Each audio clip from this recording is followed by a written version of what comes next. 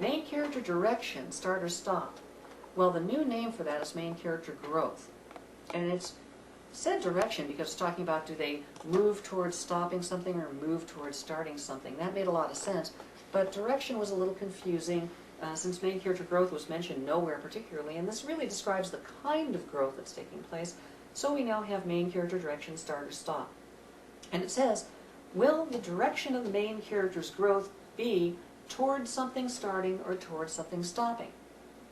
Now before we look at our video clips to see what we mean exactly, there's an interesting thing about this question. It has a different meaning depending on whether the character is a change character or a steadfast character. You see, this is a good example of the Dramatica theory at work. It's not just answering each independent question like you would in some other software programs that you have out there. In fact, in any other software program, you answer a question and then you know something about that aspect of your story. Dramatica has a patented interactive story engine in it that keeps track of the Dramatica theory relationship, what it calls for in the relationship. So when you answer the question change or steadfast, depending on how you answer, it's going to determine what the main character growth of start or stop actually means. For a steadfast character, it means, is the character holding out for something in the story to start or holding out for something to stop? But if the main character is a change character, it means, does the main character change by starting something new, adding a new trait to their personality, or by stopping something they have been doing, getting rid of a trait in their personality? It's also important to recognize that getting rid of a trait or adding a trait is not necessarily a good thing. You might add a trait and change by adding something, and it might turn out to be a bad trait. Or you might get rid of the one essential trait you needed to make everything all right if you lost a trait, if you stopped something. So change is not necessarily good. Change is good. Change can also be bad. And with a steadfast character, just holding out for something doesn't mean you're going to get it. So if you're holding out for something to start, it might not. If you're holding out for something to stop, it might not. But it gives you a different feel. Let's take a look at our video examples. I'll set them up first. We're going to look at fewer examples than last time. Here we're going to look at Dr. Richard Kimball again in The Fugitive to show an example of a stop main character. Now this is a stop steadfast character. So because he's steadfast, we're not looking at the character to see if he's going to start or stop something. We're looking at what the character himself is waiting for. And by this example, you see that Richard Kimball is clearly waiting for something to stop in his life, not something to start.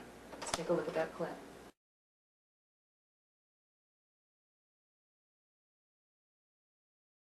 This guy's life is filled with absolute tragedy, and he's just waiting for something to stop. He's clearly not waiting for something to start. It's the bad things out there, and he wants them to be over.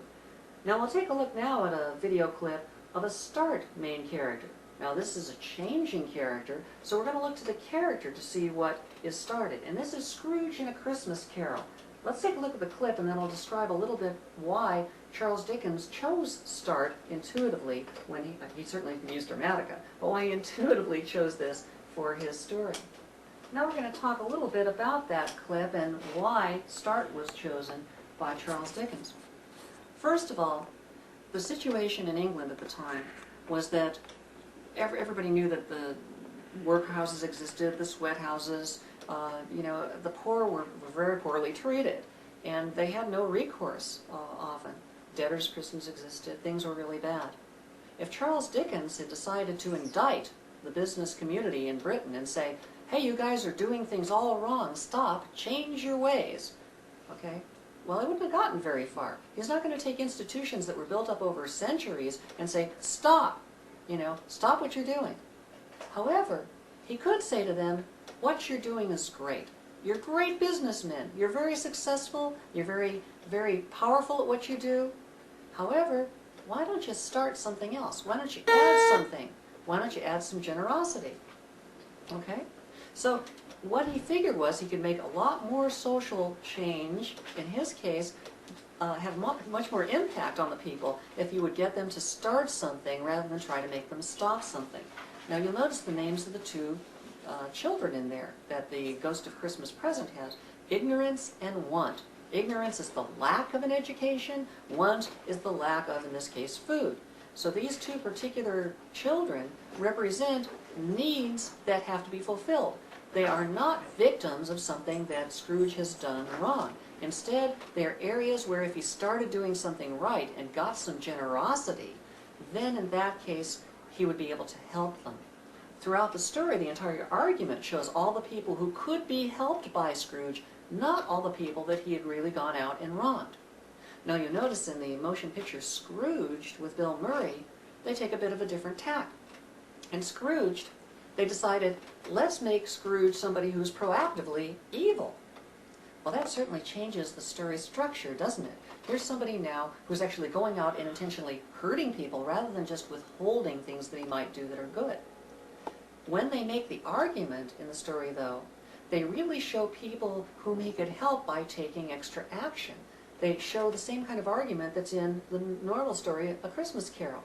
So a lot of the argument is, if you only did this, you could help this person. If you only did this, you could help those people. But they show that his problem is not that he's not doing so much, although he does have that problem. They show that his problem is that he's doing bad things. And so the argument is a little bit wanky. It doesn't quite gel the same way. That's why the film never took off to the extent that it might have as a Christmas classic, because the argument made wasn't changed to match the change in the start-stop nature of the character.